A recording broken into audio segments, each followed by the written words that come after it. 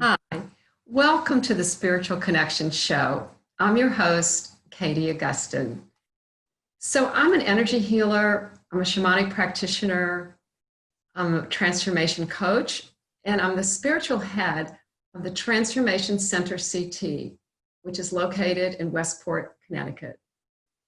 So at the center, we do a variety of things. We have workshops and trainings and retreats and also individual sessions for coaching and energy healing.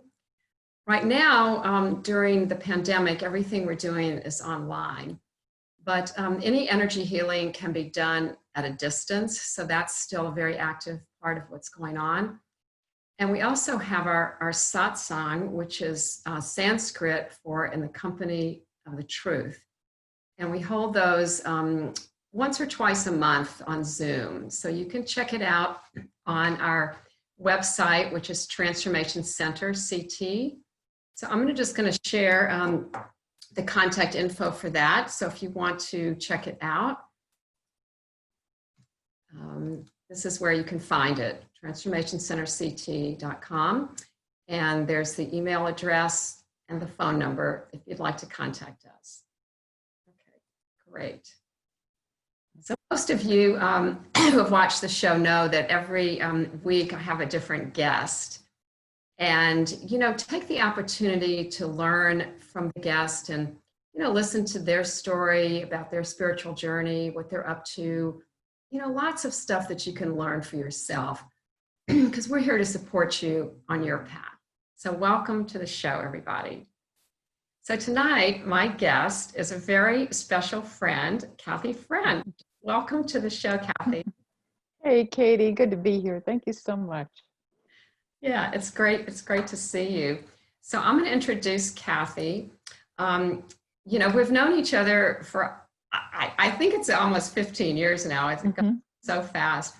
But Cathy was actually my original teacher, my original energy healing teacher. And we've been friends, and she's been my mentor ever since. So I'm really pleased that she's going to be on the show again. She's living in Rochester, New York right now. So we're doing this distance. Andy, you don't have to come to the studio anymore. Yeah. So Cathy is going to tell you a little bit about herself, but one thing I do want to just let you know that she has been combining energy work, intuitive guidance, and communication as a healing tool for healing and spiritual evolution of her clients for over 30 years. So she's been at this a lot longer than I have, and I'm really pleased that she was able to join us today. So welcome to the show, Cathy. Oh, thanks, Katie. It's so great to be here. It really is. It's, especially during these, as we're recording this in the times of COVID and, we're actually coming out of the first shutdown. Oh, maybe it'll be the last shutdown. I hope so. But just thinking about what healing is and how I understood it, 30 years ago, and how I understand it today, and especially right now where we've had a difficult period with just senseless killing in our country of men of color, and I was thinking about what there's personal healing and then cultural healing and the healing of the world, and where does one begin with all that needs to be done? I spend a lot of time trying to dream a new world into being, as the shamanic practitioners talk about, the shamans. It's over these last few months, during the while we've social distanced ourselves away, I've been noticing the quality of my own beingness, and how am I showing up in these times of stress and pain? And there's such a kind of cultural norm of being in the situation we're in with everyone else, in a sense of kind of suffering or getting through it, or, it's a very low level kind of vibration. And it occurred to me that what the world needs is a higher vibration and a purer way um, of seeing the best in everybody, seeing the best in the world, because there's a spiritual law that you and I work with a lot, that what you focus on is what you strengthen. And that just like when we garden, the attention that we show to our plants brings them along. And those things that we ignore tend to wilt and wither with the lack of attention. And I was talking to a client earlier today, and she was talking about selfishness. And she said, I feel I need to, be aware of the difficulties that the world is encountering right now, so that I'm, a well-informed citizen. And, there is something to being a well-informed citizen, but somehow focusing on pain and suffering, there's an amplification of those things when what the world needs is something else entirely. So am I making any sense? Oh, yes, totally. I agree with you, and we have worked a lot with that notion that what you feed grows, and so for us, it's really important to focus on what we want to see.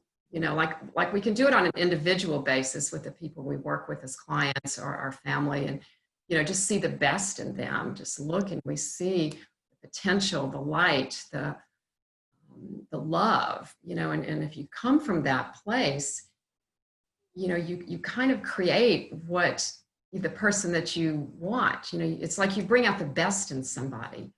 And I think that it works on not only on an individual level, but I think it works on a collective level as well. So I think that's pretty much what you're saying.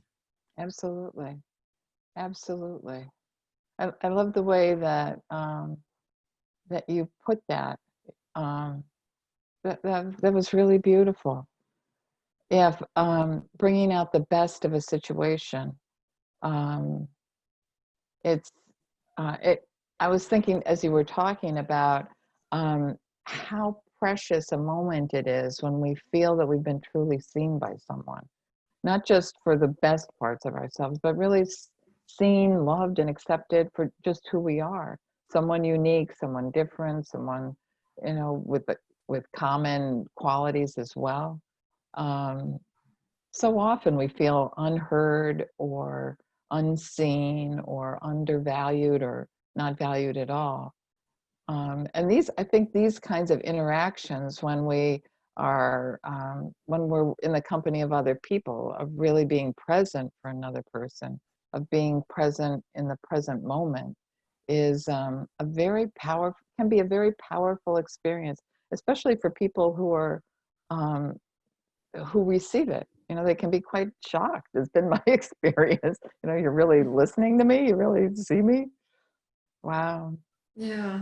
No, I think that's really true. And one thing I've learned over the years is that everyone wants to contribute and make a difference. Mm-hmm. And I do truly believe that. And some of us have been fortunate to be allowed, to make a difference on a regular basis. But anybody is able to do it. It's just that they don't necessarily see it. So I think, I feel like our job as coaches is to allow people to see the possibilities, see what they can contribute. And that's as important as what you were saying, which I think is critical, is to listen and let people know that they're being seen and valued and heard and loved. It's because to me, it's all about love. I mean, I just keep coming back to that. Yeah, it's so true. For some reason, I'm reminded of a story, and I think it actually happened. I can't remember even where I first heard it, about a family who was out at a restaurant, and the waitress came by and asked the little girl what she'd like for dinner, and she said, I want a hamburger, French fries, and a Coke. And the father looked at her disparagingly and said, she'll have a salad and a baked potato and the broiled chicken, and I'll have the same. And the waitress said, one hamburger, French fries, and a Coke coming up with broiled chicken, and went on with the order. And the waitress left, and the father turns to the mother and says, can you believe that? And the little girl chirps up and says, yeah, she thinks I'm real. Oh, wow. Oh my gosh. Yeah. Or that, yeah, what I was thinking is that, yeah, that's amazing. It's touching. And it just made me feel like maybe she was heard for the first time. Exactly. Yeah. Yeah, that we as coaches and healers, we treat people like they're real. Yeah. Yeah, and that they matter, and that Exactly. all of those things. And I recently did a class, an online class with Thomas Hubel, which was about healing the collective trauma. Mm-hmm. He talked a lot about being in relation and how important that is for healing, the whole world, really. Mm-hmm. The way he described it was, when you're in relation, it's like I feel you feeling me. Mm. Wow. And I thought that was a really interesting way to describe it. And I kind of, it resonated with me.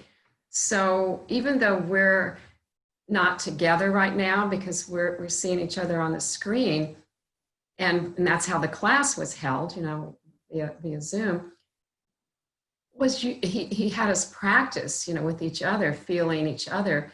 And he did some exercises that depicted exactly what that person was feeling. And everyone could pick up on it, even though we weren't in the same room. And it's very powerful reminder of what's possible when you show your vulnerability, and then you can reach like heart to heart. Mm-hmm. And I think that's what was going on. It's like your whole, but it's like your whole essence is relating to the other person in a way that is very, it's very intentional. Mm-hmm. Mm-hmm. Yeah, as you're saying that, I'm reminded of a quote I read a long time ago. This woman said, there's more to a person than the worst thing they've done. That and to be able to see deeper than someone's actions or what they're presenting with at the time, to really connect, as you're pointing to, like really connecting deeply with someone and experiencing like the inner light of that being, takes us out of this kind of, so often as healers, there's a teaching, there's bad stuff inside someone that needs to leave or whatever. But to have a higher perspective, as you're talking about, of like there's just energy and relationship and coming into that kind of empathic encounter and allowing things to shift and change is what a paradigm shift in the way that we can relate not just to ourselves, but to the consciousness of our own culture, to the world that we live in. Yeah, Wow. that's true. And just going back to what you said at the beginning about, there's so much right now that's happening in the world that is not necessarily what we would consider positive. And, how do we go about healing that? And I think part of the answer is we start with ourselves. Mm-hmm. Mm-hmm. Yeah, it's really the only thing we have any control over. And it's and then we get to live in this healed space, and all of our interactions have, and everything we do has a higher vibration because we've taken the time to take care of ourselves. Yeah, sometimes, a lot of times people don't know what, um, uh, uh, a lot of times people don't know what self-care looks like until they see it in someone else, as we model what health and healing and valuing ourselves. Um, it's not selfish, it's responsible. Hmm. Yeah, that's really a great point. And the other kind of thing, continuing on that note, is that what we like the way that we are, and then we see the way we see someone else in that way, it does actually change them. Mhm. Even though we can't change other people, we can just Right. we are. Then it just naturally happens. It's organic. Yeah, there was a great teaching from Landmark Forum, and they were saying, what's the space that you're holding for someone else to show up in? If you're expecting to be disappointed all the time, and that's the space you're holding for someone to show up in, you're probably going to get disappointed again. But if you're holding a space for the highest and best, or, whatever possibility you're trying to create in the world, it makes a whole, it's so, creates such an opportunity for someone else, for everyone else. Yeah. Yeah. How's your experience with that? Yeah, no, I totally agree with you. It's like if you're calm, or if you feel centered or grounded and just basically light and that type of feeling, it's really it's so much easier to allow that in someone else, Mm-hmm. bring it out in them. Yeah. And speaking of Landmark, I was having a conversation the other night with somebody in our group, because we're doing a seminar right now. And he was he was upset about what's going on right now in the world. And his view was that in order to take action, you have to be upset. Hmm. And, he says, I don't want to be calm, because then I can't, I said, well, everybody's different. And personally, I think you can be calm and take action. Hmm. What do you say to that?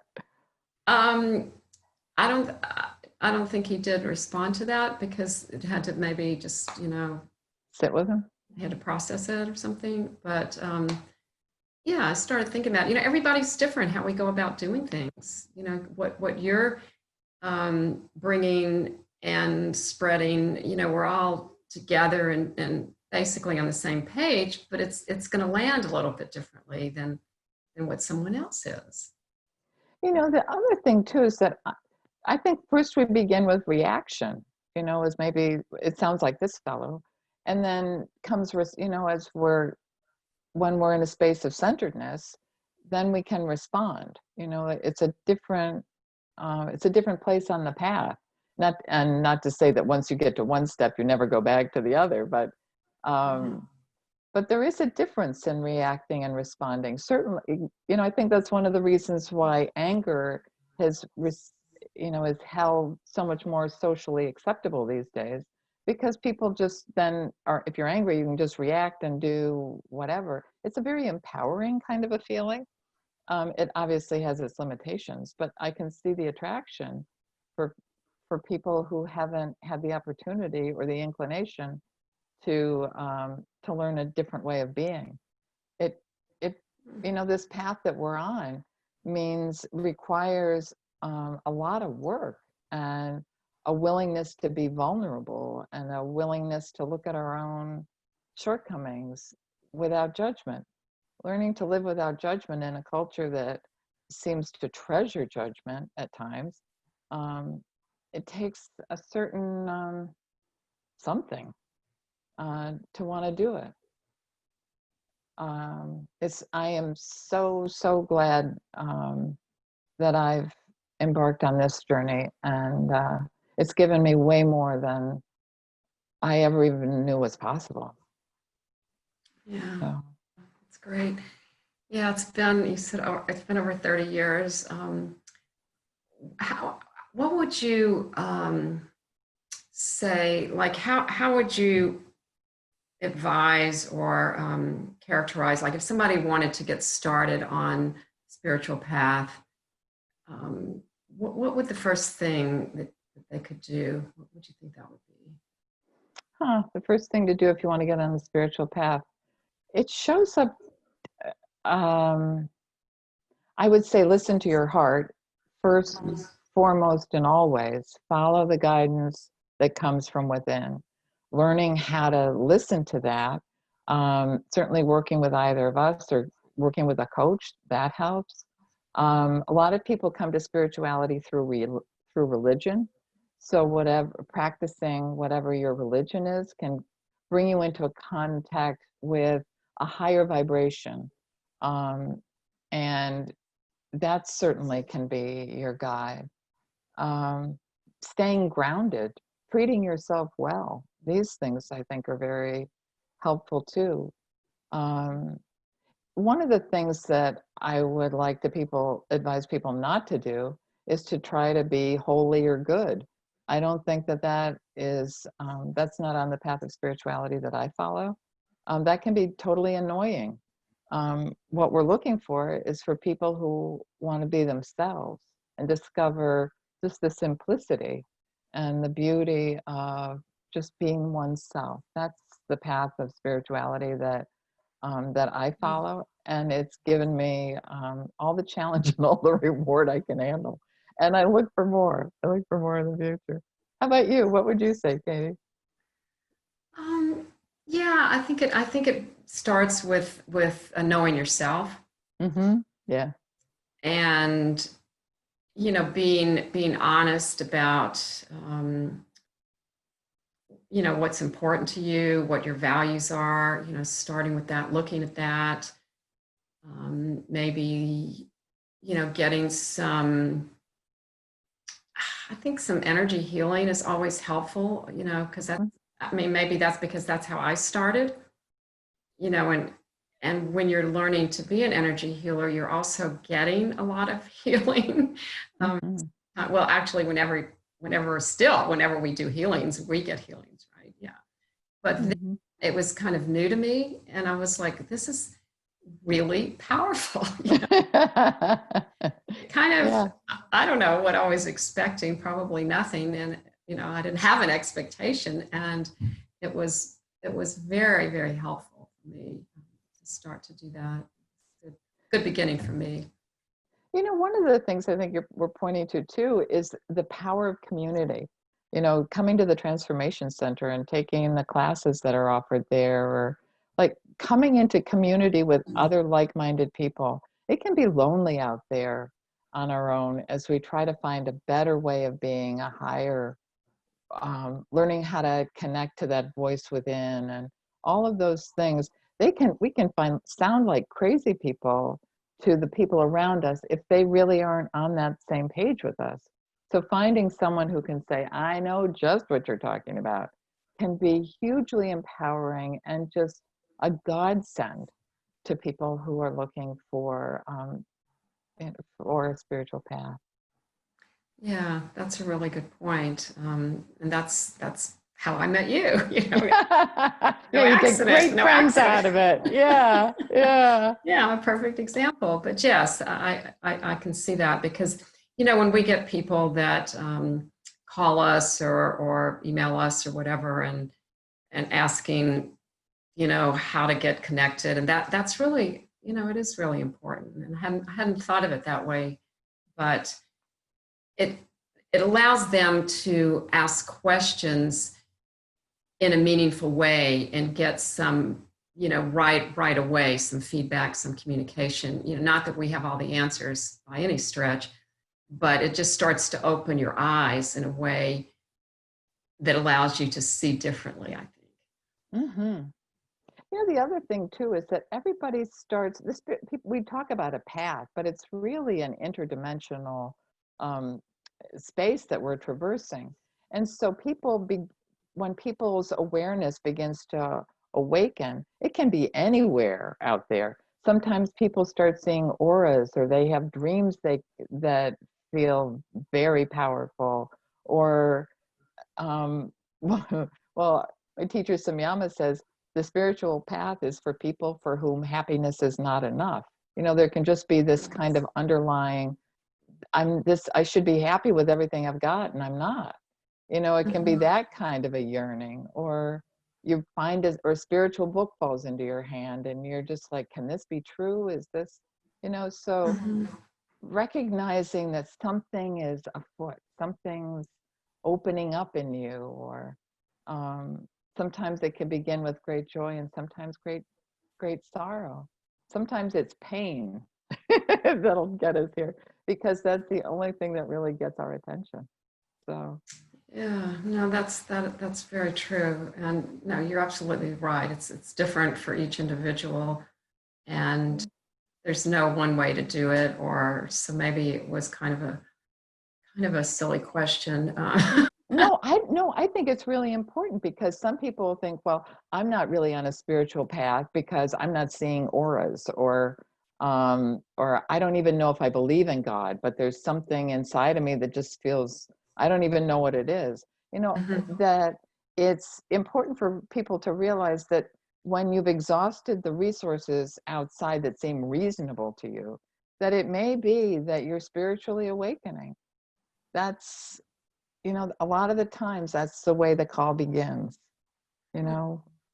So I'm so glad you asked that question. Yeah, okay. Well, right, because for me it was just not even being aware, but becoming aware slowly that something was missing in my life.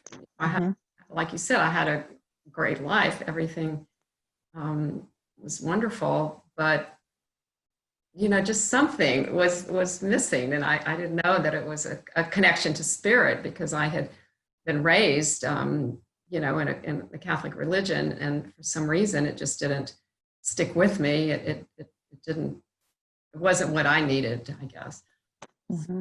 In my late adulthood, I figured this out. Better late than never, right? Well, that's the other thing, is that when you get on this path, you start to feel younger, act younger, and look younger. You know, it's really true. It's really true. It is. Yeah. It just like affects all areas of your life. You know, your spiritual health, your mental health, your physical health, your relationships, your sense of well-being. Yeah, all of those things. So it's great.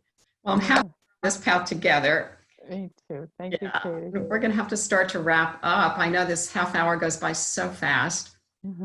Yeah. Is there anything that you'd like to share about anything that you're currently working on? We have about 1 minute.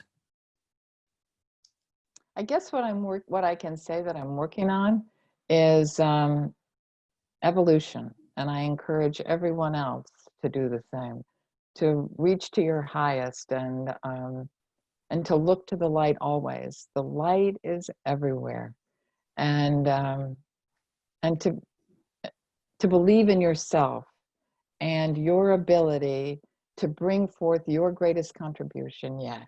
It's really, life is a wonderful thing, regardless of all evidence to the contrary. You know, believe in yourself and believe in the power of love. It will make all the difference. God loves you, and so do I. Beautiful, Cathy. Thank you so much for that. What a great way to end it. I'm just going to show your contact info real quickly before we wrap up. So you can contact Cathy at her website, her email address, or her phone number there. So thanks again for being on the show, and thanks to all our audience for joining us today. Spread the love. Take care. Thank you, Katie. It's been great. Right. Namaste. Bye. Bye-bye.